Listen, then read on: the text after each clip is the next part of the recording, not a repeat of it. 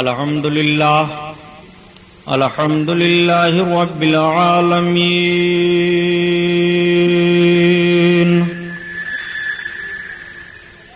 الصلاة والسلام على سيد المرسلين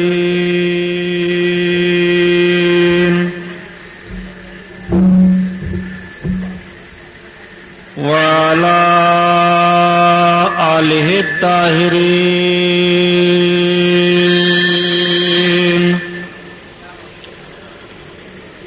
وأصحابه المطهرين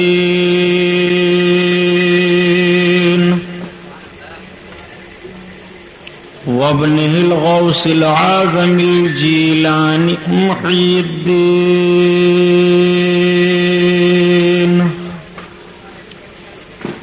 وأهل بيته أجمعين أما بعد فأعوذ بالله من الشيطان الرجيم بسم الله الرحمن الرحيم قال الله تعالى في القرآن العظيم والفرقان الحميد سبحان الذي أسرى بعبده ليلا من المسجد الحرام إلى المسجد الأقصى الذي باركنا حوله لنريه من آياتنا إنه هو السميع البصير صدق الله البصير القدير وصدق رسوله الرشيد النذير والحمد لله رب العالمين.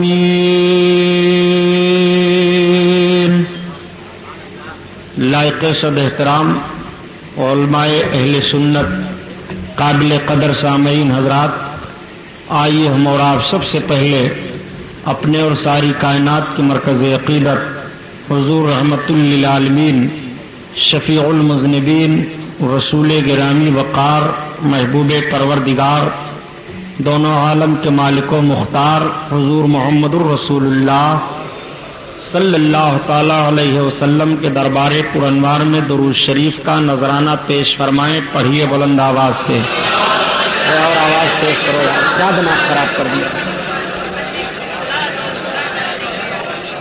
اللہم صلی علی سیدنا مولانا محمد معدن الجود والکرم وعلی آلہ بارک وسلم صلاۃ و سلام علیک یا رسول اللہ صلی اللہ تعالی علیہ وسلم.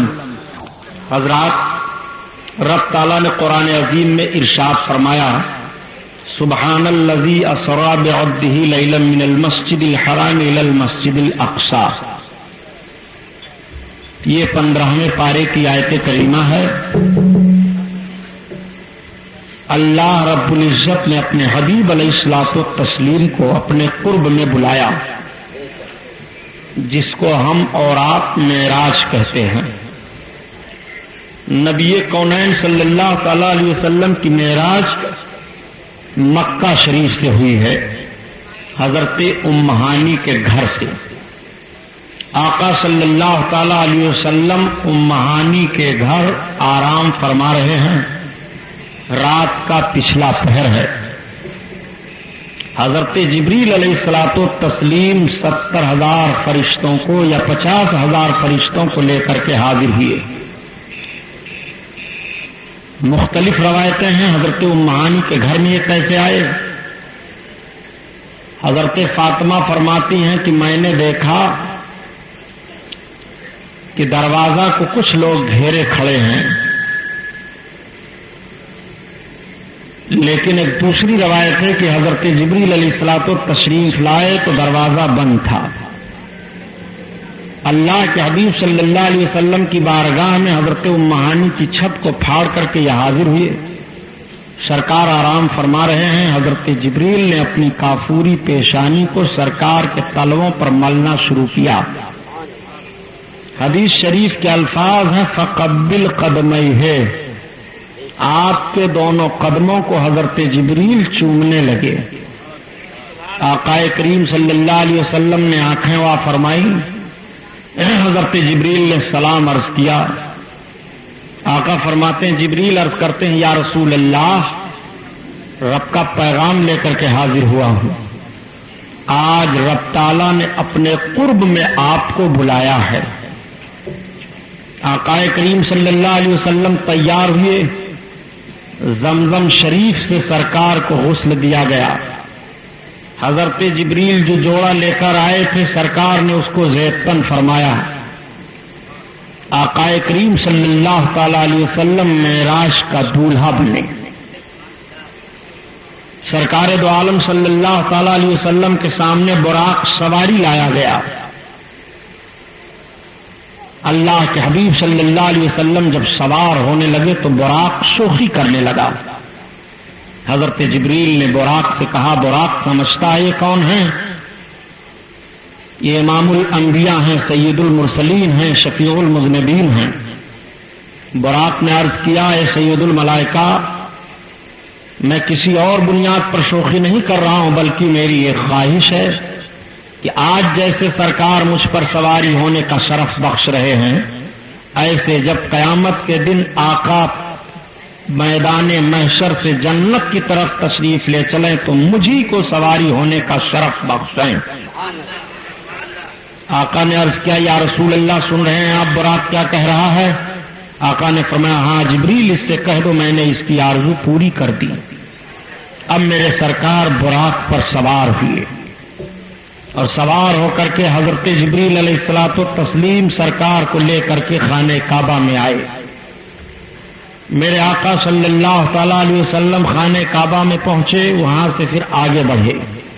حضرت جبریل علیہ الصلوۃ والتسلیم چل رہے ہیں، سرکار تشریف لے چل رہے ہیں۔ آقا کریم صلی اللہ علیہ وسلم کو ایک آواز دی گئی لیکن سرکار نے اس کی طرف توجہ نہیں کی۔ جب اور آگے بڑھے تو حضرت جبریل عرض کرتے ہیں یا رسول اللہ جس نے آواز دی آپ جانتے ہیں وہ کون ہیں؟ حضرت جبریل عرض کرتے ہیں تو آقا فرماتے ہیں جبریل وہ کون ہے؟ عرض کرتے ہیں یا رسول اللہ اگر آپ اس کو آواز دے دیتے تو ایک عورت کی شکل میں آواز دے رہی تھی، وہ دنیا تھی، آپ اس کو آواز دے دیتے، اس کی آواز پر آپ لبیک کہہ دیتے تو آپ کی ساری امت دنیا دار ہو جاتی۔ آقا کریم صلی اللہ تعالی علیہ وسلم اور آگے بڑھے۔ میرے سرکار آگے جا رہے ہیں، تمام عجائبات کو ملاحظہ فرماتے جا رہے ہیں۔ خوشبو آ رہی ہے، انوار کی بارش ہو رہی ہے، بیت المقدس کی طرف سواری بڑھ رہی ہے۔ اعلی حضرت عظیم البرکت اسی کو بیان فرماتے ہیں وہ سرور کشور رسالات جو عرش پہ جلواگر ہوئے تھے، وہ سرور کشور رسالات جو عرش پہ جلواگر ہوئے تھے اور نئے نرالے رب کے سامان رب کے مہمان کے لیے تھے۔ آقا کریم صلی اللہ تعالی علیہ وسلم آگے بڑھتے چلے جا رہے ہیں۔ میرے سرکار نے تمام عجائبات کو ملاحظہ فرمایا۔ آقا جب بیت المقدس میں پہنچے، نماز کا وقت ہے، صف تیار ہے۔ حضرت جبریل عرض کرتے ہیں یا رسول اللہ اب آپ امامت فرمائیے۔ سرکار امامت فرماتے ہیں، نماز ادا کی گئی اور اس کے بعد پھر آسمان اول کی طرف میرے آقا تشریف لے چلنے لگے۔ راستے میں بہت سارے عجائبات کو سرکار نے دیکھا، بہت ساری چیزوں کو ملاحظہ فرمایا، وہ آپ علماء سے سنتے رہتے ہیں۔ جب آسمان اول پر آپ تشریف فرما ہوئے، جبریل علیہ السلام نے فرمایا دروازہ کھولو۔ فرشتہ نے عرض کیا سید الملائکہ آپ کے ساتھ کون؟ آپ نے فرمایا محمد صلی اللہ علیہ وسلم۔ کیا خدا نے بلایا ہے؟ ہاں۔ دروازہ کھول دیا گیا۔ آقا کریم صلی اللہ تعالی علیہ وسلم آگے بڑھے، دوسرا آسمان آیا۔ حضرت جبریل علیہ الصلوۃ والتسلیم فرماتے ہیں دروازہ کھولو۔ دروازہ کھولا گیا۔ عرض کیا فرشتے نے اے سید الملائکہ آپ کے ساتھ کون ہیں؟ آپ نے فرمایا محمد صلی اللہ علیہ وسلم۔ اللہ نے اپنے قرب میں بلایا ہے۔ ہاں، اللہ کے حبیب صلی اللہ تعالی علیہ وسلم۔ حضرت جبریل آگے بڑھے۔ آسمان اول پر بھی انبیاء کرام سے ملاقات ہوئی، دوم پر بھی ملاقات ہوئی، تیسرے آسمان پر آپ پہنچے۔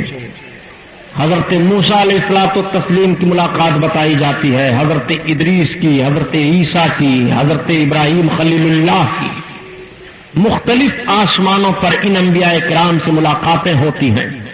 حضرت جبریل علیہ الصلوۃ والتسلیم عرض کرتے ہیں یا رسول اللہ، یہ موسیٰ پیغمبر ہیں، ان کو سلام کیجئے۔ آقا نے سلام کیا، انہوں نے سلام کا جواب دیا۔ آقا کریم صلی اللہ تعالی علیہ وسلم پھر آگے بڑھے۔ پانچویں آسمان پر جب میرے سرکار پہنچے تو آپ نے دیکھا کہ ایک بڑی وسیع شکل و صورت، بڑی اچھی تشریف فرما ہے بزرگ۔ حضرت جبریل نے عرض کیا یا رسول اللہ، یہ آپ کے جد امجد حضرت ابراہیم ہیں، آپ سلام کیجئے۔ آقا کریم صلی اللہ علیہ وسلم نے سلام عرض کیا اور اس کے بعد انہوں نے مرحبا پیش کیا۔ حضرت جبریل عرض کرتے ہیں یا رسول اللہ، اب اور آگے بڑھیے۔ جب میرے سرکار چھٹے آسمان پر پہنچے، حضرت آدم علیہ الصلوۃ والتسلیم سے ملاقات ہوئی۔ حضرت جبریل علیہ السلام عرض کرتے ہیں یا رسول اللہ، آپ سلام کیجئے، یہ حضرت آدم ہیں۔ آپ نے سلام کیا، انہوں نے سلام کا جواب دیا، مرحبا پیش کیا۔ آقا کریم صلی اللہ علیہ وسلم ساتویں آسمان پر تشریف لے گئے۔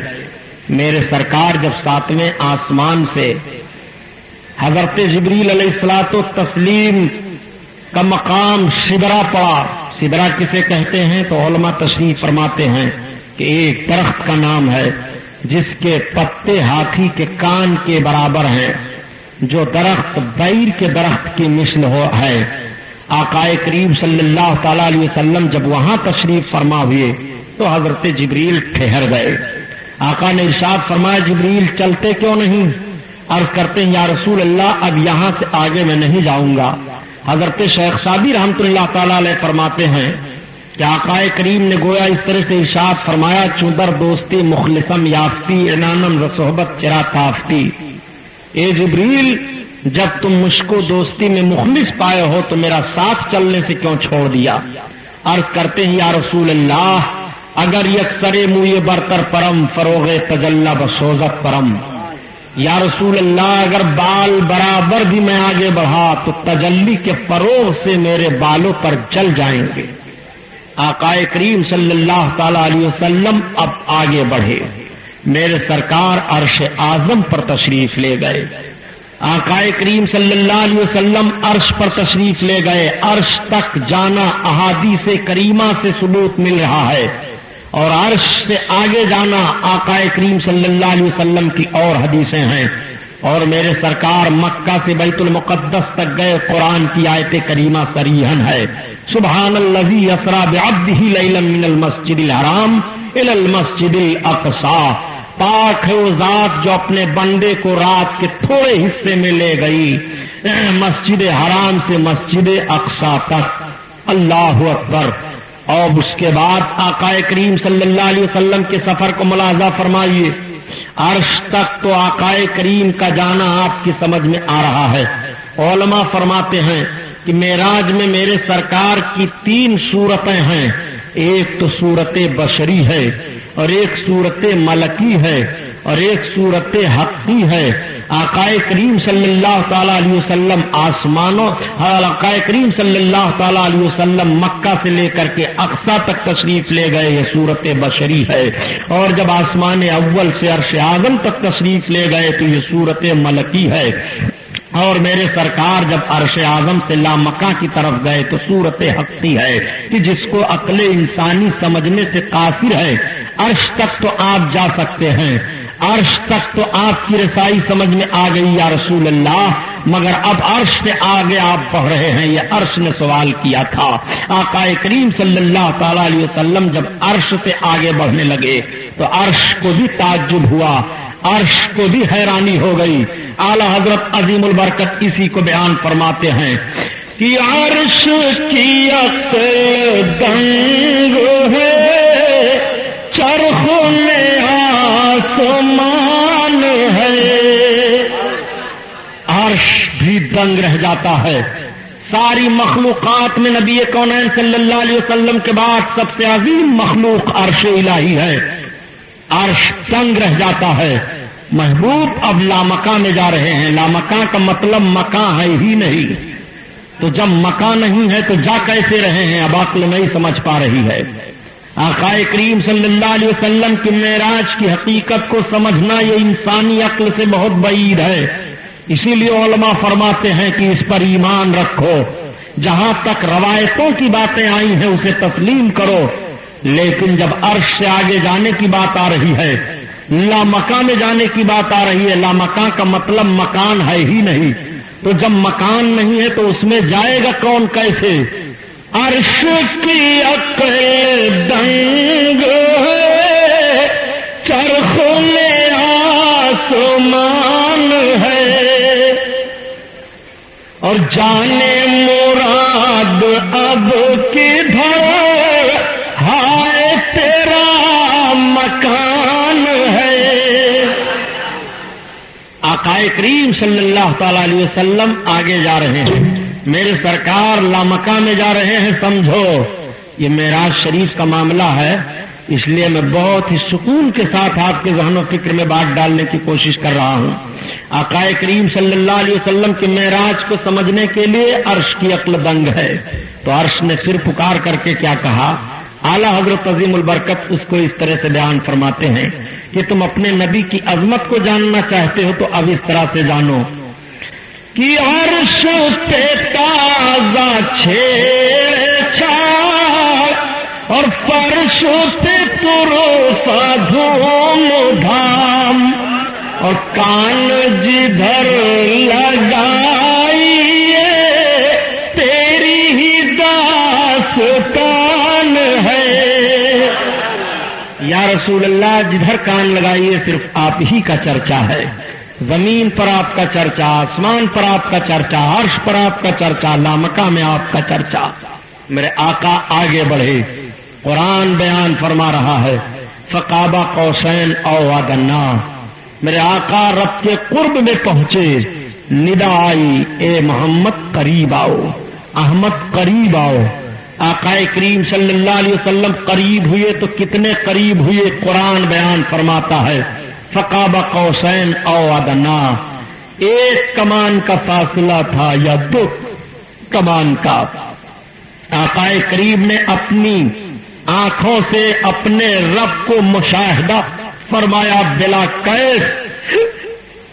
किस तरह से मुशाहिदा किया, कैसे, इसकी बहस में नहीं आना है। आकाए करीम ने अपने रब को मुशाहिदा फरमाया और कुरान बयान दे रहा है कि ऐसा मुशाहिदा फरमाया कि न आंख झपकी, न पलक झपकी, न आंख आंटी। ऐसे मेरे आका अपने रब को मुलाहजा फरमाते रहे। आकाए करीम सल्लल्लाहु तआला अलैहि वसल्लम के ताल्लुक से रब ने फिर कुरान में बयान फरमाया कि जब महबूब करीब हुए, इतने करीब हुए, एक कमान का फासला रहा या दो कमान का फासला रहा, तो अल्लाह ताला ने अपने बंदे की तरफ वही की जो की। रब खुद बयान फरमाता है फाओहा इला अब्दिही मा औहा। यही तो आयत करीमा हाफिज जी। अल्लाह ने अपने बंदे की तरफ वही की जो वही की। रब ने बताया ही नहीं मैंने अपने महबूब की तरफ क्या वही की, अब कौन जान सकता है। फिर आका बयान फरमाते हैं कि रब ताला ने मेरे दोनों शानों के दरमियान अपने दस्ते कुदरत को रखा, तो मैंने जान लिया वलील आखरीन का इल्म, सब कुछ मुझको मालूम हो गया। कुछ ऐसा नहीं था जो मुझको न मालूम हुआ, सब मैंने जान लिया। अल्लाहु अकबर। आकाए करीम सल्लल्लाहु तआला अलैहि वसल्लम को रब ने क्या अता फरमाया, रब जानता है और रब के महबूब जानते हैं। जब रब के कुर्ब से मेरे सरकार वापस तशरीफ लाने लगे तो आओ जरा देखो। आकाए करीम सल्लल्लाहु तआला अलैहि वसल्लम आने लगे तो रब की तरफ से हुक्म हुआ महबूब जा रहे हो। हाँ। आकाए करीम सल्लल्लाहु अलैहि वसल्लम जब हाजिर हुए तो अर्ज क्या करते हैं, ए मेरे मौला। अल्लाह ने फरमाया महबूब मेरे लिए लाए क्या हो, तो आका अर्ज करते हैं मेरे मौला अत्तहियातु लिल्लाहि वस्सलवातु अत्तय्यबात। اے مولا میں تیرے لیے اپنی جانی مالی بدنی ساری عبادتیں لے کر آیا ہوں.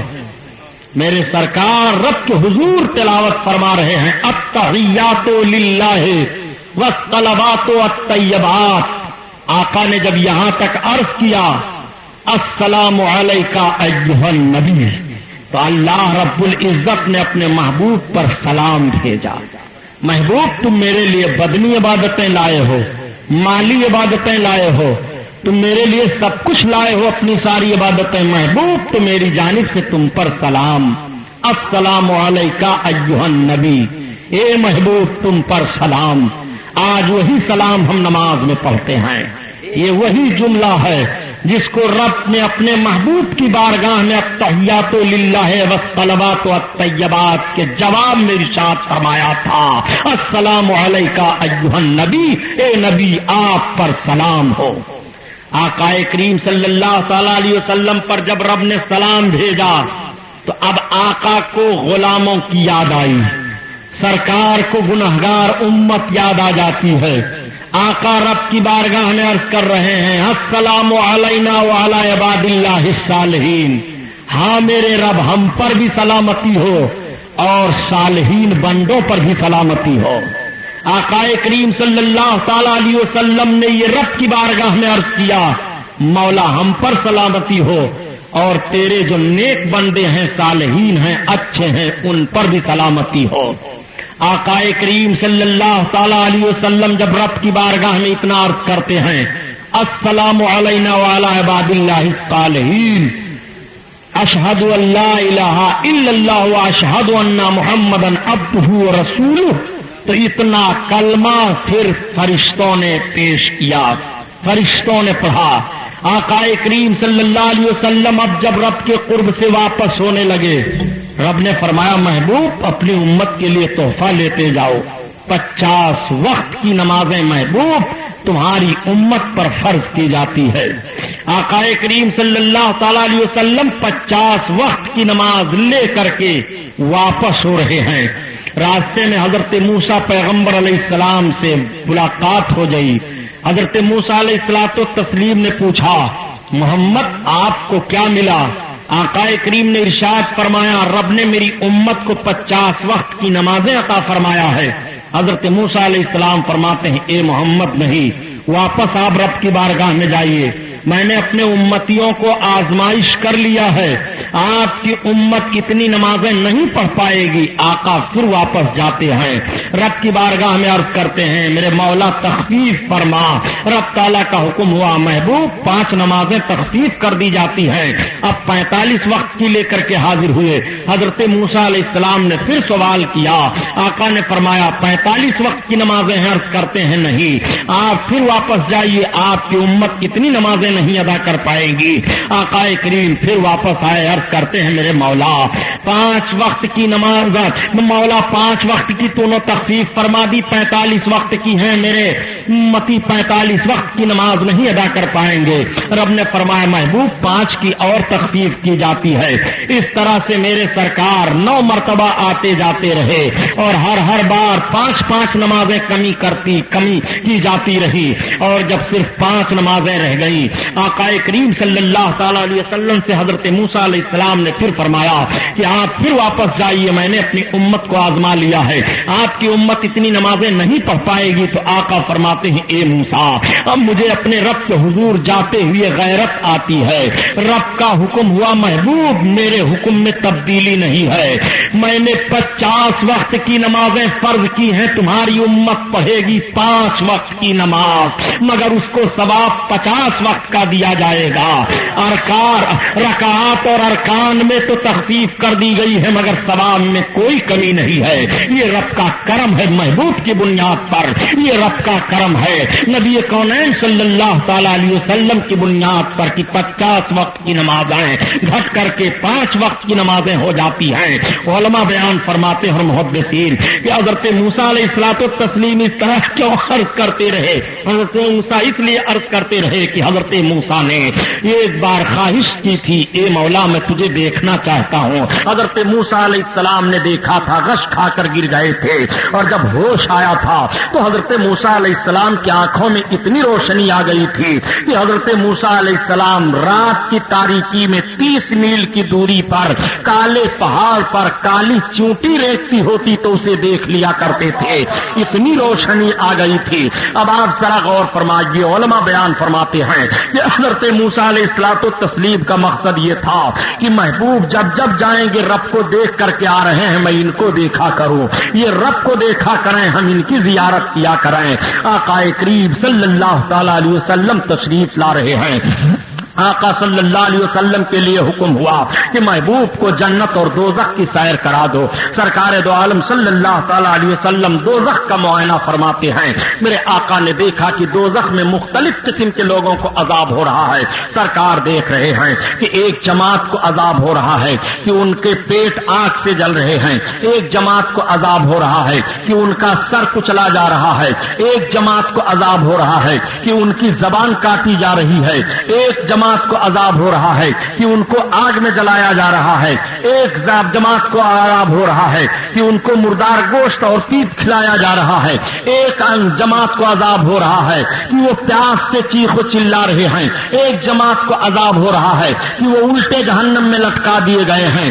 آقا کریم صلی اللہ تعالی علیہ وسلم نے پوچھا، جبریل یہ کون لوگ ہیں جن کا پیٹ آگ کے انگارے سے بھرا جا رہا ہے؟ حضرت جبریل عرض کرتے ہیں، یا رسول اللہ یہ وہ لوگ ہیں سرکار جو دوسروں کے حقوق کو مار لیا کرتے تھے اور ادا کرنے کی نیت نہیں رکھتے تھے۔ آقا کریم صلی اللہ تعالی علیہ وسلم نے پوچھا، اور یہ کون سی جماعت ہے جن کا سر کچلا جا رہا ہے؟ آقا کریم صلی اللہ علیہ وسلم سے حضرت جبریل عرض کرتے ہیں، یا رسول اللہ یہ وہ جماعت ہے جو آپ کی سنتوں کو ہلکا سمجھتے تھے اور ہلکا سمجھ کر کے ادا نہیں کیا کرتے تھے۔ آقا فرماتے ہیں، جبریل یہ کون سی جماعت ہے جس کی زبان کاٹی جا رہی ہے؟ حضرت جبریل عرض کرتے ہیں، یا رسول اللہ یہ آپ کی امت کے بے عمل واعظ لوگ ہیں جو دوسروں کو نیکیوں کا تو حکم دیتے تھے لیکن خود نہیں کرتے تھے، ان کی زبانیں کینچی سے کاٹی جا رہی ہیں۔ آقا کریم ارشاد فرماتے ہیں، جبریل یہ کون لوگ ہیں جو خون اور پیپ میں تیرائے جا رہے ہیں اور وہ تیرتے ہوئے ایک کنارے لگنے کی کوشش کرتا ہے، پھر کوئی پتھر مار کر کے ان کو اسی میں ڈھکیل دیتا ہے۔ حضرت جبریل عرض کرتے ہیں، یا رسول اللہ یہ آپ کی امت کے سود خوار لوگ ہیں جو سود کھایا کرتے تھے۔ آقا کریم صلی اللہ تعالی علیہ وسلم فرماتے ہیں، جبریل یہ وہ کون لوگ ہیں کہ جن کو آگ کا عذاب دیا جا رہا ہے، جن کا جسم جل رہا ہے؟ یا رسول اللہ یہ ایسے لوگ ہیں جو گناہوں میں سراپا ڈوبے رہتے تھے۔ آقا فرماتے ہیں، جبریل یہ کون لوگ ہیں جن کا آدھا جسم آگ میں جل رہا ہے آدھا باقی ہے؟ آقا سے حضرت جبریل عرض کرتے ہیں، یا رسول اللہ یہ وہ لوگ ہیں جو گناہ بھی کرتے تھے اور نیکیاں بھی کرتے تھے۔ آقا کریم صلی اللہ علیہ وسلم دیکھ رہے ہیں کہ کچھ لوگ ہیں جو پیاس کی شدت سے تڑپ رہے ہیں۔ آقا فرماتے جبریل یہ کون لوگ ہیں؟ عرض کرتے ہیں، یا رسول اللہ یہ روزوں کی پابندی نہیں کیا کرتے تھے۔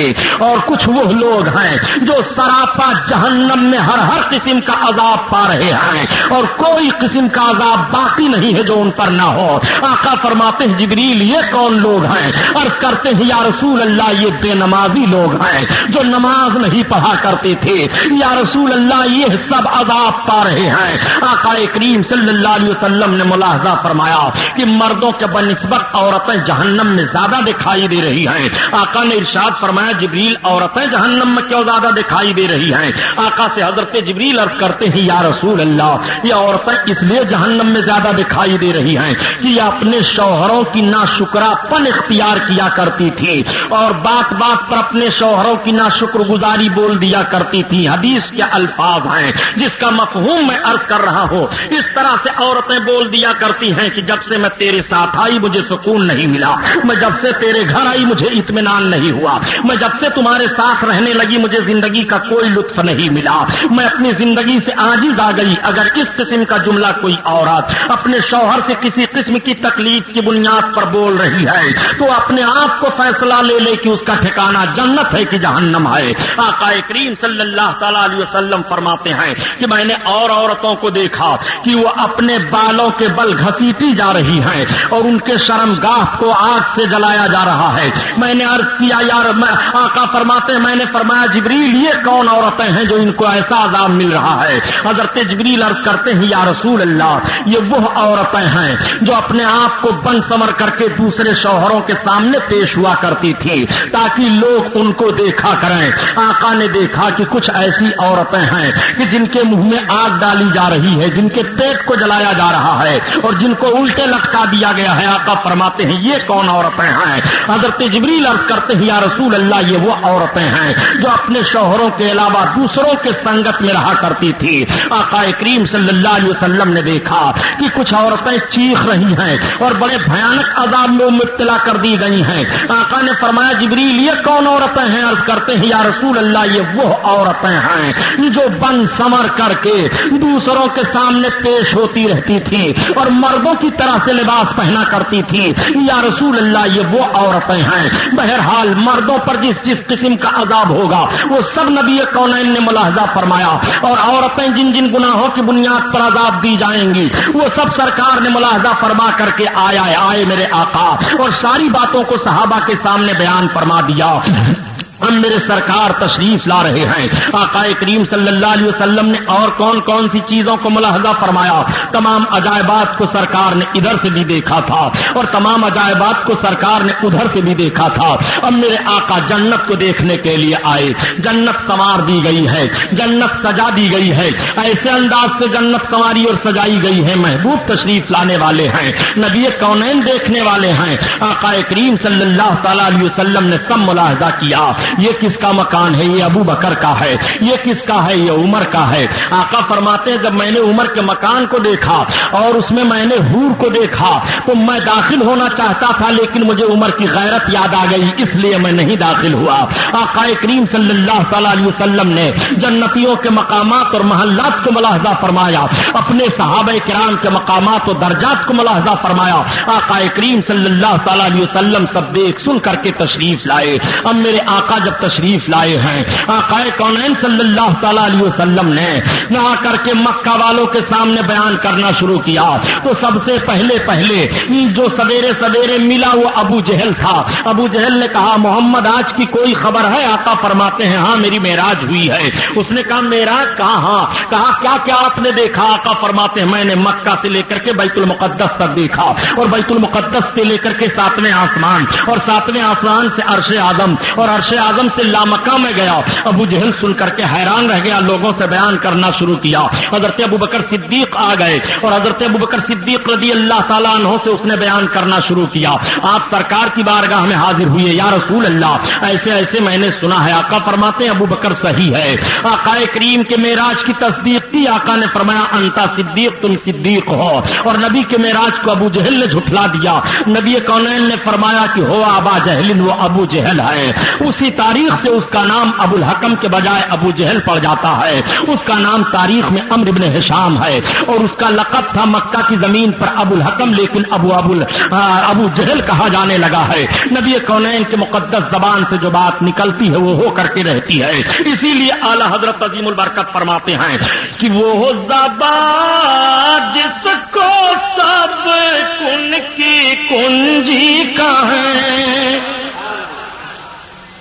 وہ زبان جس کو سب کن کی کنجی کا ہے، اس کی نافذ حکومت پہ لاکھوں سلام، لاکھوں سلام۔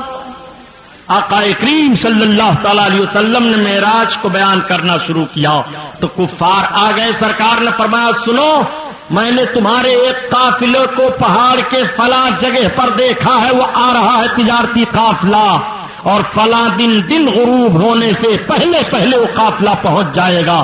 لوگوں کو تعجب ہونے لگا کہ جس جگہ کو محمد بتاتے ہیں یہاں سے وہ جگہ تو کافی دوری پر ہے، اور اتنے دن کے بعد چلنے پر تک قافلہ پہنچے گا، اچھا دیکھا جائے گا۔ اگر واقعی یہ گئے ہیں رات کے تھوڑے حصہ میں تو ضرور یہ بتائیں گے، اور ضرور وہ قافلہ جس ٹائم انہوں نے بتایا ہے اسی وقت آئے گا۔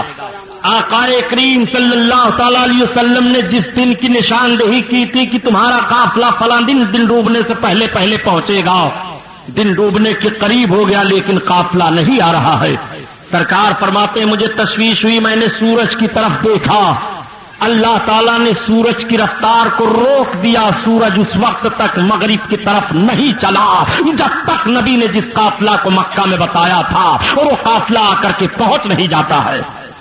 اب مکہ والوں کو یقین ہوا کہ واقعی محمد گئے تھے۔ ان لوگوں نے کہا محمد آپ نے بیت المقدس کو دیکھا؟ کہاں ہاں۔ تو چند کفار اکٹھا ہوئے، ان میں سے کچھ ایسے تھے جو بیت المقدس کو دیکھے ہوئے تھے۔ کہا ہم جانتے ہیں کہ ابھی آپ کبھی بھی مکہ چھوڑ کر کے بیت المقدس نہیں گئے، اگر آپ نے بیت المقدس کو دیکھا ہے تو بتائیے اس میں کتنے پائے ہیں، اس میں کھڑکیاں کتنی لگی ہیں، اس کے دروازے کس کس طرف سے ہیں، اس کی دیوار کتنی اونچائی پر ہے، اس کی دیوار کتنی موٹی ہے، اس کی فرش کیسی ہے۔ کفاران مکہ پوچھتے جاتے تھے اور آقا بتاتے جاتے تھے۔ آقا فرماتے ہیں کہ جب کفاران مکہ نے مجھ سے پوچھنا شروع کیا تو رب العزت نے بیت المقدس میرے سامنے کر دیا، میں دیکھتا جاتا تھا اور بتاتا جاتا تھا۔ آقا کریم صلی اللہ تعالی علیہ وسلم کو کہاں کہاں دیکھو گے؟ میرے سرکار کی معراج ہوئی ہے، معراج میں سب کچھ فیصلہ ہو گیا تھا، یہ بخشے جائیں گے، یہ بخشے جائیں گے، یہ بخشے جائیں گے، اتنے لوگ بخشے جائیں گے۔ اللہ تعالیٰ نے اپنے محبوب کو سب کچھ عطا فرما دیا تھا۔ آقا فرماتے ہیں میں نے جان لیا جو کچھ زمین میں ہے، جو کچھ زمین کے اوپر ہے، آسمانوں میں ہے، بلکہ ساری چیزوں کا علم مجھ کو ہو گیا۔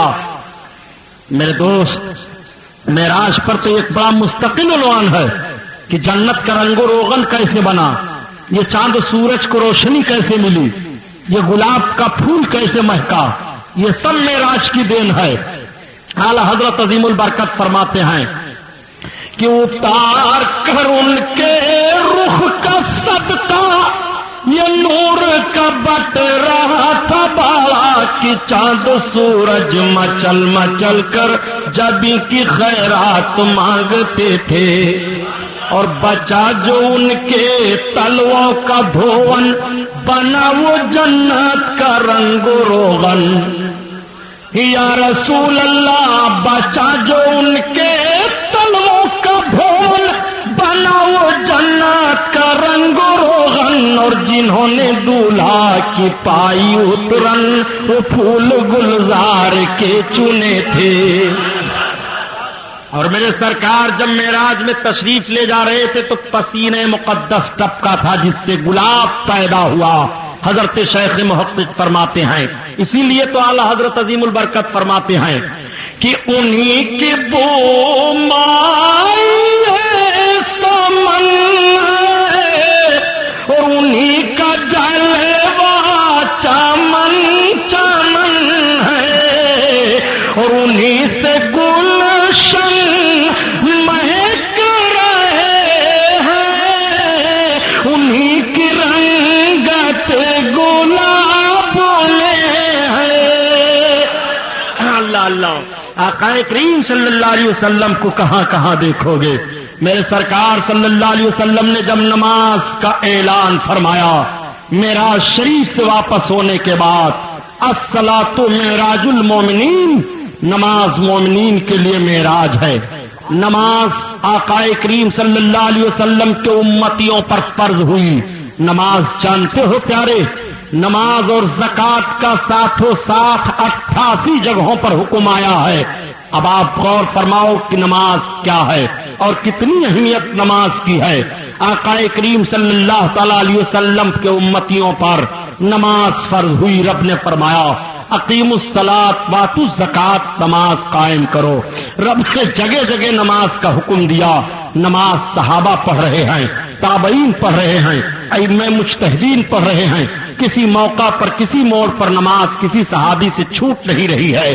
آپ ذرا ملاحظہ کرتے ہوئے چلو، آج دنیا اتنی ترقی کر گئی ہے اور اس طرح آگے بڑھ گئی ہے جرائم کی بھی کمی نہیں ہے، بے حیائیوں کی بھی کمی نہیں ہے، پاپ کی کمی نہیں ہے، لیکن سارے لوگ یہ ڈنکے کی چوٹ پر بولتے ہیں ہم بے حیائیوں کو ختم کرنا چاہتے ہیں، ہم پاپ کو ختم کرنا چاہتے ہیں، لیکن پھر بھی جرائم بڑھ رہے ہیں، پھر بھی بے حیائیاں بڑھتی چلی جا رہی ہیں۔ بے حیائیوں کو نہ تو تھانوں سے روکا جا رہا ہے، نہ تو مار پیٹ سے روکا جا رہا ہے، جرائم پر پابندی لگ ہی نہیں پا رہے ہیں۔ تمام بیماریوں کے لیے دوائیں تو ایجاد میں آ گئی ہیں، لیکن میں آپ سے عرض کروں پیارے، آپ پتہ لگاؤ اس دور جدید میں بھی ترقی یافتہ ماحول میں کہ کیا کوئی ایسی بھی دوا ایجاد ہوئی ہے جس دوا کو آدمی کھا لے تو شرابی شراب پینا چھوڑ دے، اس دوا کو کھا لے تو چوری کرنا چھوڑ دے، اس دوا کو کھا لے تو بے حیائی کرنا چھوڑ دے۔ آپ کے پاس اس قسم کی کوئی دوا نہیں ہے۔ اب آؤ رب تعالیٰ کی مشیت پر غور کرو۔ اللہ تعالیٰ نے انسان کو پیدا کیا، انسان جسم کا اور روح دونوں کا نام ہے، یہ انسان جسم اور روح سے ملا ہوا ہے۔ اگر روح جدا ہو جائے تو یہ انسان مردہ قرار دے دیا جاتا ہے، روح بیمار ہوتی ہے اور جسم بھی بیمار ہوتا ہے۔ جسم بیمار ہوتا ہے تو کھانا نہیں اچھا لگتا ہے، جسم بیمار ہوتا ہے تو پانی نہیں اچھا لگتا ہے، جسم بیمار ہوتا ہے تو دوائیں نہیں اچھی لگتی ہیں، جسم بیمار ہوتا ہے تو غذائیں نہیں اچھی لگتی ہیں، اور جسم بیمار ہو جائے تو جس قسم کی بیماری ہو اس قسم کی دوائیں بھی تیار کر دی گئی ہیں۔ جیسے جسم بیمار ہوتا ہے ایسے روح بھی بیمار ہو جاتی ہے پیارے۔ جب روح بیمار ہوتی ہے تو قرآن کی تلاوت میں طبیعت نہیں لگتی ہے، جب روح بیمار ہو جاتی ہے تو نماز نہیں پڑھی جاتی ہے، جب روح بیمار ہو جاتی ہے تو بندہ گناہوں کی طرف قدم اٹھاتا ہے، جب روح بیمار ہو جاتی ہے تو بے حیائیوں کی طرف بھاگتا ہے، جب روح بیمار ہو جاتی ہے تو مفلسی اور قلاشی گھیر لیتی ہے۔ جیسے جسم کی بیماریوں کا علاج ہے ایسے روح کی بیماریوں کا علاج ہے۔ جسم کی بیماریوں کے علاج دمائیں ہیں اور روح کی بیماریوں کے لیے علاج عبادتیں ہیں۔ عبادتوں کو اپناؤ تو روح کی بیماری ختم ہو جائے گی۔ اللہ تعالیٰ نے پیدا فرمایا انسان کو، اس کا دل بڑا صاف و شفاف ہوتا ہے، لیکن جب وہ گناہ کرتا ہے تو اس کے دل پر دھپا پڑ جاتا ہے، پھر گناہ کرتا ہے پھر وہ داغ بڑھتا ہے، پھر گناہ کرتا ہے پھر وہ داغ بڑھتا ہے۔ لیکن جب وہی توبہ کر لیتا ہے اور اعمال خیر کرنا شروع کر دیتا ہے، عبادت گزار بن جاتا ہے تو اس کے دل کی سیاہی دور ہونے لگتی ہے، پھر اس کا قلب صاف ہونے لگتا ہے، اور اتنا صاف ہو جاتا ہے، اتنا صاف ہو جاتا ہے کہ ترقی کرتا جاتا ہے تو وہی عارف کہلاتا ہے۔ اور اسی کے لیے کہا گیا من عرف نفسہ فقط عرف ربہ، جس نے اپنے آپ کو پہچان لیا اس نے اپنے رب کو پہچان لیا۔ بات چل رہی ہے نماز کی، نماز بہت اہم چیز ہے۔ نماز کے تعلق سے رب تعالیٰ نے ارشاد فرمایا کہ ان الصلاۃ تنہی عن الفحشاء والمنکر، بے شک نماز تمام بے حیائیوں سے روک دیتی ہے، نماز تمام برائیوں سے روکتی ہے۔ نبی کونین صلی اللہ تعالی علیہ وسلم پر جو قرآن نازل ہوا اس قرآن کی آیت کریمہ اٹھا کر کے پڑھیے۔ جب قیامت قائم ہوگی اور جنتی جنت میں جانے لگیں گے، دوزخی دوزخ میں جانے لگیں گے، تو دوزخیوں کی ایک جماعت جب دوزخ میں جائے گی جنتیوں کے سامنے سے گزرے گی، قرآن میں رب بیان فرماتا ہے تو وہ جنتی لوگ بول پڑیں گے یسألونک قالوا لم نکن من المصلین، ان سے وہ پوچھ پڑیں گے ما سلککم فی سقر، کس چیز نے تجھ کو جہنم میں ڈال دیا ہے؟ قالوا لم نکن من المصلین، وہ کہیں گے ہم نماز نہیں پڑھتے تھے اس لیے جہنم میں ڈال دیے گئے۔ اللہ اکبر، پتہ یہ چلا کہ نماز نہ پڑھنا جہنم میں جانے کی علامت ہے۔ رب تعالیٰ 30ویں پارے میں بیان فرماتا ہے فویل للمصلین الذین هم عن صلاتهم ساہون، جہنم ہے ان لوگوں کے لیے جو اپنی نمازوں کو بھول بیٹھے ہیں، کبھی نماز پڑھتے ہیں کبھی نہیں پڑھتے ہیں۔ سنو، اگر نماز چھوڑ رہے ہو تو ایسے ہزاروں جلسے کرا ڈالو، کوئی فائدہ نہیں۔ پوری ذمہ داری کے ساتھ بول رہا ہوں، آقا کریم صلی اللہ تعالی علیہ وسلم کا فرمان ابھی سنو گے، یہ تو قرآن تلاوت کر رہا ہوں۔ فویل للمصلین الذین هم عن صلاتهم ساہون، جہنم ہے ان لوگوں کے لیے جو اپنی نمازیں بھول بیٹھے ہیں، کبھی نماز پڑھتے ہیں کبھی نہیں پڑھتے، ان کے لیے رب بیان فرماتا ہے کہ جہنم ہے۔ آقا کریم صلی اللہ تعالی علیہ وسلم کے بیان کو سنو، نبی بیان فرماتے ہیں من ترک الصلاۃ متعمدا فقد کفر، جس نے نماز کو جان بوجھ کر کے چھوڑ دیا وہ کفر کے قریب پہنچا۔ آقا کریم صلی اللہ علیہ وسلم ارشاد فرماتے ہیں من ترک الصلاۃ متعمدا فالقیا فی النار 30 حقبا، جو جان بوجھ کر کے ایک وقت کی نماز چھوڑے گا وہ 80,000 سال تک جہنم میں جلتا رہے گا۔ سنو، آپ جہنم کو معمولی آپ نے سمجھا ہے، جہنم کو اگر ایک سوئی کے نوک کے برابر کھول دیا جائے تو آج بھی اس کی تپش سے ساری دنیا جل کر کے خاکستر ہو جائے گی۔ المان والحفیظ، اللہ محفوظ رکھے ہر بندے مومن کو۔ آپ غور فرمائیے نماز چھوڑنے پر کتنی وعیدیں آئی ہیں۔ عذاب قبر تو الگ ہے نماز چھوڑنے پر، لیکن دیکھو بے نمازی کو کس طرح سے جہنم میں ڈالا جائے گا۔ آقا فرماتے ہیں 80,000 سال تک وہ جہنم میں جلتا رہے گا۔ نبی کونین ارشاد فرماتے ہیں جس نے ایک وقت کی نماز جان بوجھ کر چھوڑ دیا اس کا نام جہنم کے دروازہ پر لکھ دیا جاتا ہے۔ آقا کریم صلی اللہ تعالی علیہ وسلم ارشاد فرماتے ہیں الصلاۃ معراج المومنین، نماز مومنوں کے لیے معراج ہے۔ آقا کریم صلی اللہ علیہ وسلم کی معراج تو ہے خدا کے قرب میں پہنچے، اور مومنوں کے لیے معراج ہے کہ وہ نماز پڑھیں، اس لیے کہ محبوب نماز کو تحفہ میں لائے ہیں۔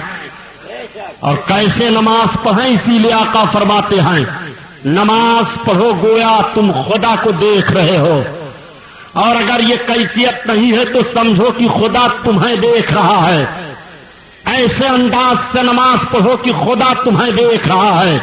جب اس طرح سے نماز پڑھو گے تو وہ نماز تمہیں بے حیائی سے روکتی ہے، وہ نماز تمہیں برائی سے روک دیتی ہے۔ نماز کی بات لوگ کرتے ہیں تو کہہ دیتے ہیں سبحانی صاحب ہم دیکھ رہے ہیں جو سب سے بڑا نمازی ہے وہ بہت بڑا اسمگلر دکھائی دے رہا ہے، جو سب سے بڑا نمازی ہے ہم نے اس کو دیکھا بہت بڑا جواری بھی ہے، جو سب سے زیادہ نمازی ہے ہم نے اس کو یہ خطا کرتے ہوئے دیکھا ہے۔ پیارے، نمازی خطا نہیں کرے گا، نماز اس کو خطا سے ضرور روک دے گی، وہ نماز پڑھ ہی نہیں پا رہا ہے۔ مثال کے طور پر عرض کرتا چلو، کہانی سنانا مقصد نہیں ہے، بلکہ جو بات ذہن و فکر میں اتارنے کی کوشش کر رہا ہوں اس پر غور فرمائیے کہ ایک مرتبہ ایک نمازی صاحب نماز پڑھ رہے تھے، مجنو کا گزر ہوا، نمازی نے نیت توڑ دی، مجنو کو ڈانٹا، کہا تم عجیب پاگل ہو گئے ہو، ایک عورت کے عشق میں تم اس طرح سے دیوانگی کے عالم میں ہو کہ مجھے نہیں دیکھ پا رہے ہو، میں نماز پڑھ رہا ہوں اور میرے سامنے سے گزر رہے ہو۔ تو بڑا پیارا جواب دیا تھا مجنو نے کہا میں تو ایک عورت کے عشق میں اس طرح دیوانہ ہو گیا کہ میں نہ دیکھ پایا کہ کوئی نمازی نماز پڑھ رہا ہے، اس کے آگے سے نہ گزروں، اور تم کیسی نماز پڑھ رہے ہو کہ مجھ مجنو کو گزرتے ہوئے تم نے دیکھ لیا، تمہاری یہ نماز کیسی ہے؟ اس نے کہا اے مجنو تم نے ہم کو نماز کا ڈھنگ بتا دیا، پتا یہ چلا پیارے کی نماز خشوع کے ساتھ پڑھو، نماز خضوع کے ساتھ پڑھو، نماز دل جمعی کے ساتھ پڑھو، نماز میں وسوسے نہ آنے پائیں، نماز ایسے پڑھو کہ گویا تم خدا کو دیکھ رہے ہو، اور اگر یہ کیفیت تمہارے اندر نہیں ہو رہی ہے تو تم یہ محسوس کرو کہ خدا تمہیں دیکھ رہا ہے۔ ایسی نماز پڑھو، یہ وہ نماز ہے جس کو سرکار معراج میں لے کر کے آئے، تحفہ دیا۔ الصلاۃ معراج المومنین، نماز مومنین کے لیے معراج ہے۔ آقا کریم ارشاد فرماتے ہیں الصلاۃ مفتاح الجنہ، نماز جنت کی کنجی ہے۔ آقا ارشاد فرماتے ہیں الصلاۃ عماد الدین، نماز دین کا کھمبا ہے۔ جس نے نماز کو قائم کیا اس نے دین کو قائم رکھا، جس نے نماز کو چھوڑ دیا اس نے اپنے دین کو برباد کر دیا۔ آقا کریم صلی اللہ علیہ وسلم ارشاد فرماتے ہیں الصلاۃ نور، نماز نور ہے، الصلاۃ برہان، نماز ایمان کی دلیل ہے۔ نبی کونین فرماتے ہیں قرۃ عینی فی الصلاۃ، نماز میں میری آنکھوں کی ٹھنڈک ہے۔ سرکار دو عالم صلی اللہ تعالی علیہ وسلم نے قدم قدم پر نماز کی تاکید فرمائی۔ میرے سرکار نے آخری وصیت جب فرمائی تھی دنیا سے میرے آقا تشریف لے جانے لگے تھے، اور اس کے بعد میں امت کے لیے سرکار نے کوئی وصیت نہیں کی۔ تو حضرت ام المومنین عائشہ صدیقہ رضی اللہ تعالی عنہا بیان فرماتی ہیں کہ میرے سرکار میرے زانوں پر اپنے سر اقدس کو رکھے ہوئے تھے. نبی کونین نے آنکھیں کھولی، ارشاد فرمایا عائشہ. میں نے عرض کیا ہاں یا رسول اللہ. آقا فرماتے ہیں یا عائشہ یا امتی الصلاۃ الصلاۃ الصلاۃ، اے میری امت نماز نماز نماز. حضرت عائشہ فرماتی ہیں اس کے بعد میرے سرکار پھر بولے نہیں، دنیا سے تشریف لے گئے. آخری امت کو نبی نے آخری وصیت جو کی ہے وہ نماز کے تعلق سے کی ہے. آقا فرماتے ہیں الصلاۃ معراج المومنین، نماز مومنین کے لیے معراج ہے.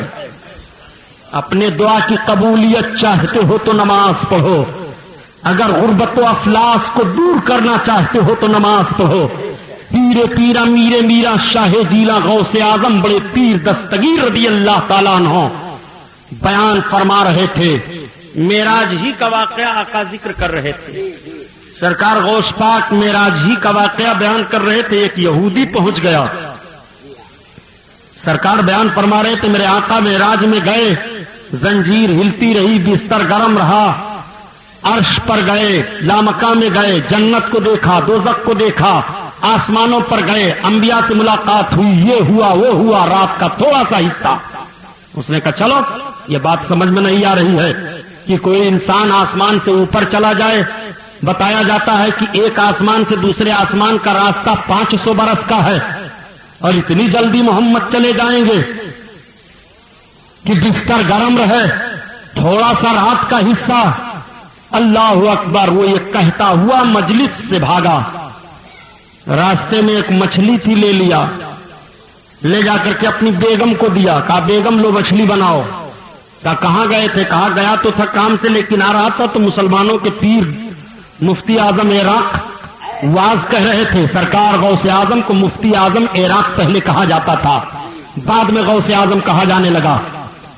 کہا میں ان کی تقریر سننے لگا تو وہ پیغمبر اسلام کے تعلق سے ایسے ایسے بیان کرنے لگے، معراج کے تعلق سے. معراج ہوئی، آسمان پر گئے، یہاں گئے وہاں گئے، اور صرف تھوڑا سا حصہ.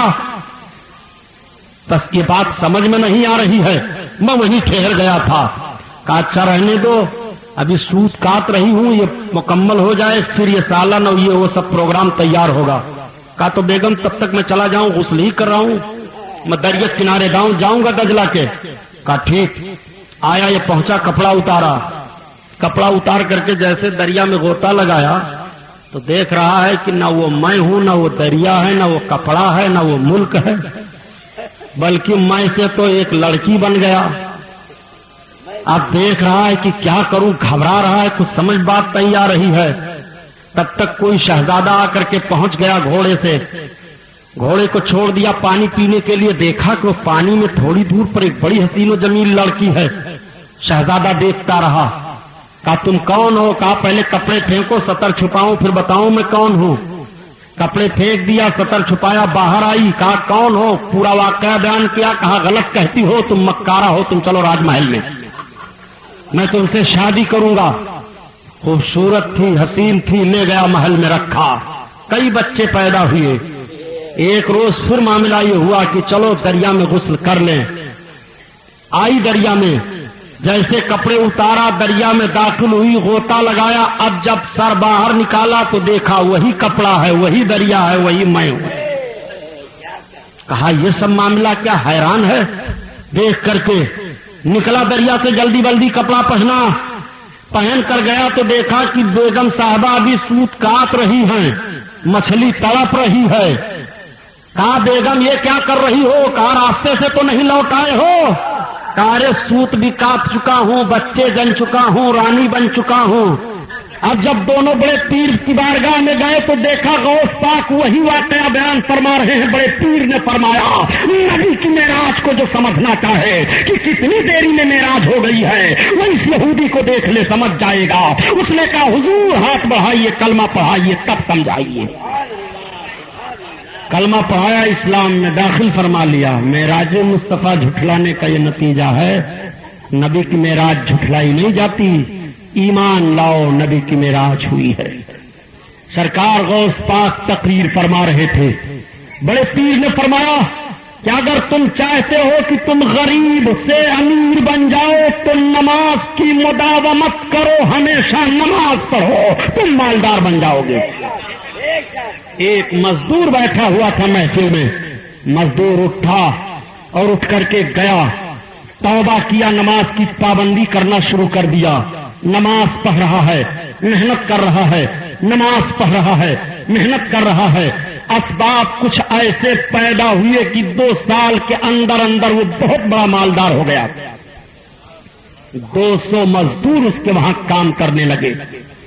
جب 200 مزدور کام کرنے لگے تو ایک روز دل میں بات آئی کہ بڑے پیر غوث اعظم پیر امیر میرا شاہ جیلا کی تقریر کی برکت سے میں اس طرح ہوا، لاؤ اپنے آقا کی بارگاہ میں چلوں نذرانہ پیش کراؤں. اشرفیوں سے تھیلی بھر لیا. پتہ یہ چلا کہ واز سن کر کے رسول اللہ صلی اللہ علیہ وسلم کا ذکر جمیل سن کر کے بزرگوں کی بارگاہ میں نذرانہ پیش کرنا یہ آج کا طریقہ نہیں ہے، بہت پہلے کا یہ طریقہ ہے جو بزرگوں کی جماعت میں بھی رائج رہا. سرکار غوث پاک کی بارگاہ میں پہنچا. آپ خانقاہ میں بیٹھے ہیں، اشرفیوں سے بھری تھیلی ڈال دیا، قدم کا بوسہ لیا، سلام عرض کیا. آقا نے فرمایا یہ کیا ہے؟ عرض کیا سرکار یہ نذرانہ ہے. کہا کیسا نذرانہ لائے ہو؟ عرض کیا حضور آج سے 2 برس پہلے میں نے آپ کا واز سنا تھا، آپ نے بیان فرمایا تھا کہ نماز پڑھو، غریب ہو تو امیر بن جاؤ گے. حضور میں نے نماز پڑھنی شروع کر دی، اللہ نے کرم فرمایا، آج میں بہت بڑا مالدار ہو گیا، وہی شکرانہ پیش کرنے کے لیے آیا ہوں. سرکار غوث اعظم فرماتے ہیں غلام سے لے جاؤ اس شکرانے کو غریبوں میں تقسیم کر دو. وہ اشرفیاں جن جن کو تقسیم کی گئی اور جتنے لوگوں نے اپنے مال میں شامل کیا اس برکت سے سارے لوگ مالدار ہو گئے. یہ نماز کی برکت ہے. نماز پہ حیائی سے روکتی ہے، برائی سے روکتی ہے. حضرت ذوالنون مصری رحمت اللہ تعالی علیہ ہیں. حضرت ذوالنون مصری جب 2 رکعت نماز پڑھتے تھے، اگر کوئی دیکھ لیتا ان کی 2 رکعت نماز پڑھتا ہوا غیر مسلم ہوتا تو مسلمان ہو جاتا، بے نمازی دیکھتا تو نمازی بن جاتا تھا. یہودیوں نے دیکھا کہ مسلمانوں کا یہ فقیر ذوالنون یہ بہت نماز پڑھ رہا ہے اور ہماری جماعت کو بلا کچھ کہے سنے مسلمان بنا رہا ہے. 200 یہودی اکٹھا ہو گئے. ذوالنون کہا آپ نماز نہیں پڑھ سکتے. کہا کیوں؟ نماز تو ہم پر فرض ہے، ہمارے آقا صلی اللہ تعالی علیہ وسلم نے نماز کے لیے تاکید کی، ہم نماز نہ پڑھیں. کہا نہیں، آپ نماز پڑھنا چاہتے ہیں تو چھپ کر کے پڑھیے. کہا ہم نماز چھپ کر نہیں پڑھیں گے، نماز چھپ گئی ہے. نماز کو ہم چھپ کر پڑھیں گے، کیوں تم ہماری نماز کو روک رہے ہو؟ کہا ذوالنون مصری جب تم نماز پڑھتے ہو تو تمہاری نماز کو دیکھ کر کے ہماری جماعت کے لوگ اسلام قبول کر لیتے ہیں. کہا تو یہ میرے اسلام کی خوبصورتی ہے، یہ اسلام کا حسن عمل ہے جو اسلام کے عمل کو دیکھ کر کے اسلام قبول کر لے. مسلمانوں یہ کل کی ہماری نماز تھی، یہ دیکھ کر کے لوگ اسلام قبول کرتے تھے. آج ہماری نماز ہے کہ ایک بے نمازی نمازی نہیں بنتا ہے. ہم کس طرح سے نماز پڑھ رہے ہیں، وہ کس طرح سے نماز پڑھ رہے تھے. ان کا دل محبت رسول کا مدینہ تھا. وہ جو سجدہ کرتے تھے محبت رسول میں کرتے تھے، وہ جو رکوع کرتے تھے نبی کی محبت میں وہ سرشار رہتے تھے. ان کی عبادت اس طرح سے تھی. حضرت ذوالنون مصری نے کہا میں چھپ کر نماز نہیں پڑھوں گا. کہا تو تلوار فیصلہ کرے گی ذوالنون، مسلمان آپ کو بچا نہیں سکتے ہیں. کہا مسلمانوں کے بچانے کی ضرورت نہیں ہے، ہمیں ہماری نماز بچائے گی. کہا نماز بچائے گی؟ کہا ہاں. کہا تو ہم دیکھیں گے تمہاری نماز کو. حضرت ذوالنون مصری نے کہا تو چلو میں نماز پڑھنے چل رہا ہوں اور روکو ہمیں نماز سے. حضرت ذوالنون مصری نے بھی چیلنج کیا، یہودیوں نے بھی چیلنج کر دیا.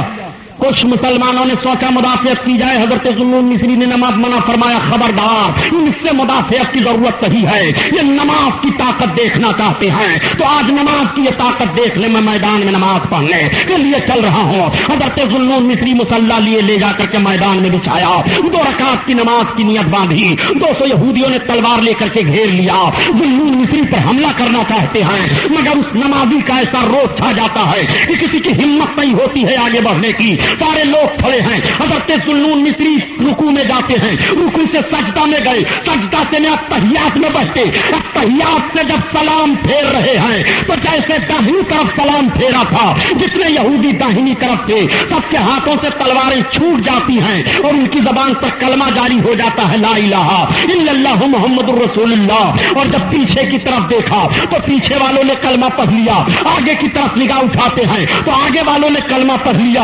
یہ 2 رکعت نماز ذوالنون مصری کی ہے جو 200 یہودیوں کو کلمہ طیبہ پڑھنے پر مجبور کر دے رہی ہے. ان الصلاۃ تنہی عن الفحشاء والمنکر, بے شک نماز تمام بے حیائیوں سے اور تمام برائیوں سے روک دیتی ہے.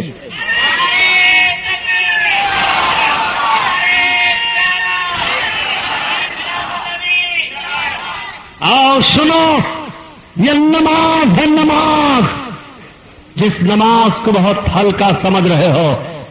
نماز نہ پڑھنے سے عمر گھٹ جاتی ہے, نماز نہ پڑھنے سے روزی گھٹ جاتی ہے, نماز نہ پڑھنے سے خطرہ ہے کہ ایمان پر خاتمہ نہیں ہوگا.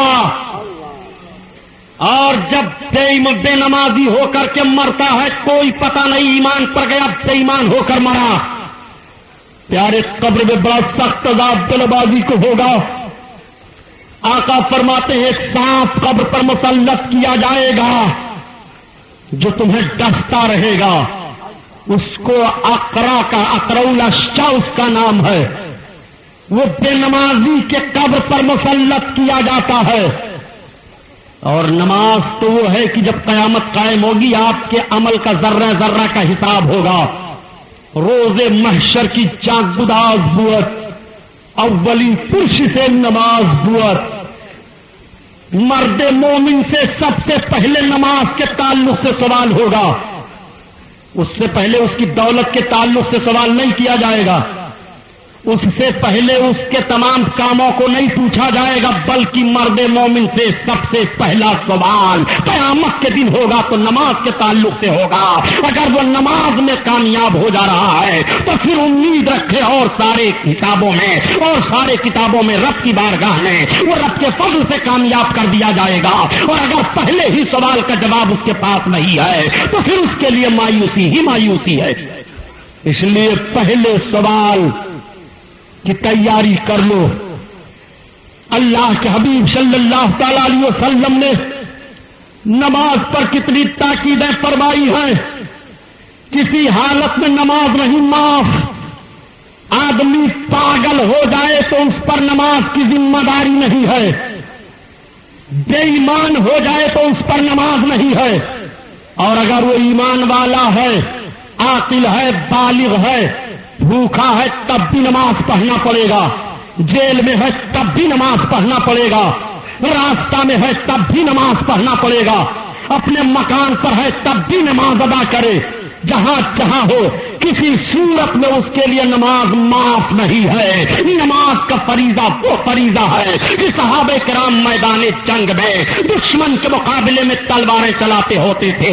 اگر نماز کا وقت ہو جا رہا ہے تو آدھی فوج نماز میں ہے اور آدھی فوج تلوار چلانے میں ہے. چنانچہ اسی بھارت کا واقعہ ہے کہ ہندوستان میں جب عالمگیر سے عبدالعزیز خان نے بغاوت کی تھی اور عالمگیر اور عبدالعزیز خان کی فوجیں میدان میں اتری تھی, دونوں سمت سے لڑائی شروع ہوئی. جب ظہر کا وقت ہوا تو عالمگیر رحمت اللہ علیہ نے آدھی فوج کو حکم دیا کہ نماز ادا کر لو اور آدھی فوج کو حکم دیا کہ دشمن کے مقابلے میں رہو. جیسے آدھی فوج نماز پڑھنے لگی, عبدالعزیز خان اپنے فوج کی قیادت کر رہا تھا. اس نے دیکھ کر کے اپنے فوجیوں کو للکارا, کہا ٹھہر جاؤ, اب ہمیں تلوار چلانے کی ضرورت نہیں ہے. مجاہدین نے یعنی لڑنے والوں نے, اس کے لشکریوں نے کہا کہ ہمیں تم روک رہے ہو. اس وقت تو عالمگیر کی آدھی فوج لڑائی میں ہے اور آدھی عبادت کر رہی ہے. ایسے موقع پر ہم بھرپور حملہ کریں تو کامیاب ہو سکتے ہیں. عبدالعزیز خان نے کہا تمہارا پاگل پن ہے, یہ تمہارے عقل کا دیوالیہ نکل گیا ہے. ارے جس قوم کے بہادر تلوار کی چھاؤں میں رب کا سجدہ کر رہے ہوں, اس قوم کے بہادروں سے کبھی بھی کامیابی نہیں ہو سکتی ہے. میرے فوج کے بہادروں تم سب کے سب پیچھے ہٹ جاؤ.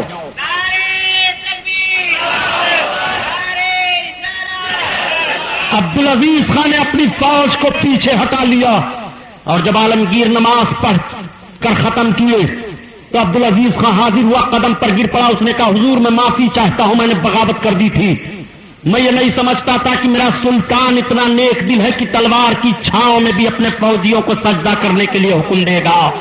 جو تلوار کی چھاؤں میں سجدہ کرنے کے لیے حکم دے رہا ہو، وہ اس کی خلوت کیا ہوگی، اس کی جلوت کیا ہوگی، اس کی حکومت کا انتظام کیا ہوگا۔ یہی وجہ ہے کہ تبت کی وادی سے لے کر کے افغانستان کی سرحد تک 49 سال 7 مہینہ تک حضرت اورنگزیب عالمگیر نے بلا باڈی گارڈ کی حکومت کی تھی۔ وہ عالمگیر ہیں جن کی عبادت و ریاضت کا حال یہ ہے۔ مرد مومن عبادت کر کے تو دیکھے، عبادت اور ریاضت کا ماحول تو سامنے پیش کرے۔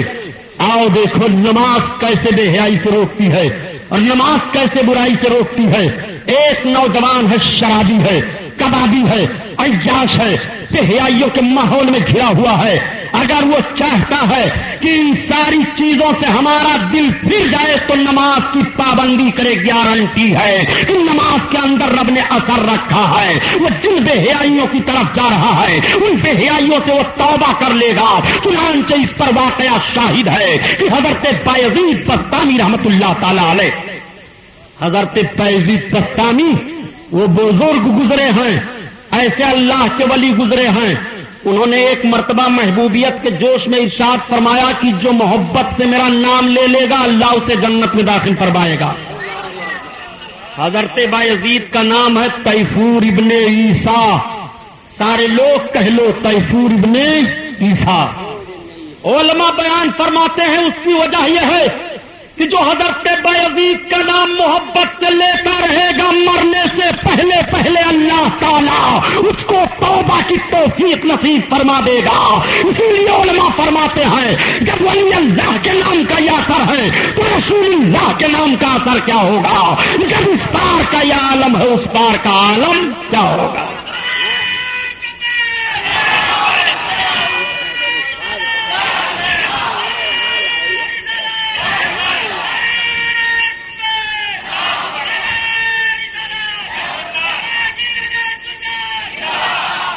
حضرت بایزید بستامی، شہر بستام میں آپ کا قیام ہے۔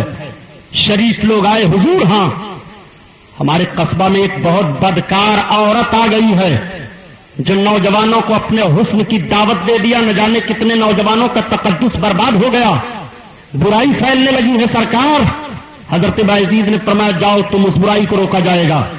چلے آئے، شام کا وقت ہوا، حضرت بایزید نے مصلی لیا، لوٹا لیا، اس گناہگار عورت کے گھر پہنچے، دروازہ کھٹکھٹایا، بن سنور کر نکلی۔ کیا ہے بابا یہ بتاؤ کہ تم اپنے آپ کو بیچ دیتی ہو؟ ہاں بیچتی تو ہوں۔ کتنا لوگی؟ اتنا لوں گی بابا۔ بایزید بستامی نے دے دیا۔ کہا آپ سن، تو رات بھر کے لیے میری ہو گئی نا؟ کہا ہاں بابا۔ کہا تو ٹھیک، جو میں کہوں گا وہ تجھے کرنا پڑے گا۔ نوجوان جھانک رہے ہیں، اس کی گلی کی طرف آ رہے ہیں، دیکھا وقت کا عابد و زاہد اللہ کا ولی بایزید دروازے پر۔ اللہ اکبر، میں خانے میں ایسے لوگ چلے جائیں تو نوجوانوں کا حال کیا ہوگا؟ مگر کیا خبر ہے نوجوانوں کو؟ آج اللہ والا گناہ کے اڈے کو جلانے کے لیے گیا ہے، آج آگ لگانے کے لیے گیا ہے۔ نوجوانوں میں باتیں ہونے لگی، غضب ہو گیا، دنیا کیسے رہ جائے گی؟ ایسے ایسے مقدس اور پاک لوگ جب ایسے دروازوں پر دکھائی دیتے ہیں۔ حضرت بایزید بستامی نے کہا خاتون جو میں تجھے کہوں گا وہ کرنا پڑے گا۔ اس نے کہا بابا کہو، میں کرنے کے لیے تیار ہوں۔ کہا میرے پیچھے کھڑی ہو جانا، پاکی حاصل کر لے۔ حضرت بایزید بستامی نے اسی کے دروازے پر مصلی بچھایا، کہا پیچھے تو میرے کھڑی ہو جا، جیسے جیسے میں کروں گا ایسے ایسے کرنا۔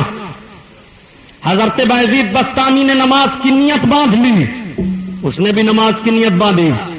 سرکار بایزید بستامی قرآن تلاوت کر رہے ہیں، سن رہی ہے، رکوع میں گئے وہ بھی رکوع میں گئی، سجدہ میں گئے وہ بھی سجدہ میں گئی۔ اور جب بایزید بستامی سجدہ میں گئے تو رب کی بارگاہ میں عرض کرتے ہیں جس کو مولانا روم نے اپنی زبان میں نقل کیا ہے، آج کارم بود آخر کر دمشو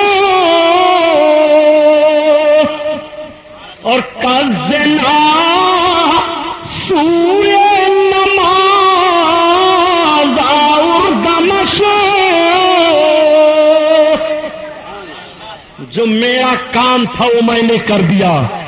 اے رب العزت، اس گناہگار عورت کو زنا سے پھیر کر میں تیری طرف لے آیا ہوں، نماز کی طرف لایا ہوں.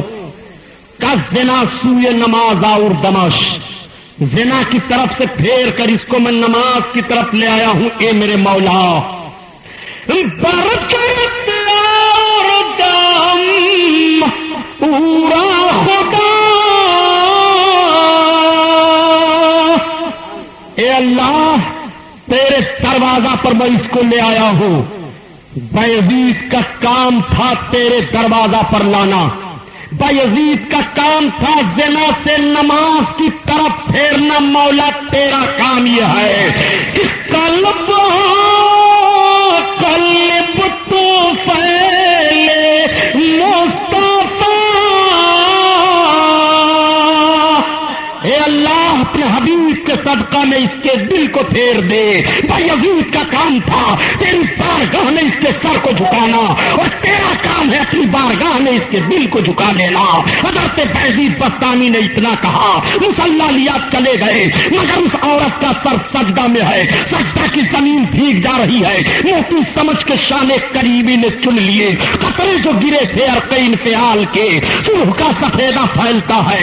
سر سجدہ میں ہے، رو رہی ہے، دل کہہ جاتا ہے سر سجدہ میں ہے، رو رہی ہے. اور جب سر کو سجدہ سے اٹھایا اور نوجوانوں نے دعوت گناہ دی تو کہہ دیا، جب تک بکی نہ تھی تو کوئی پوچھتا نہ تھا، تم نے خرید کر مجھے انمول کر دیا.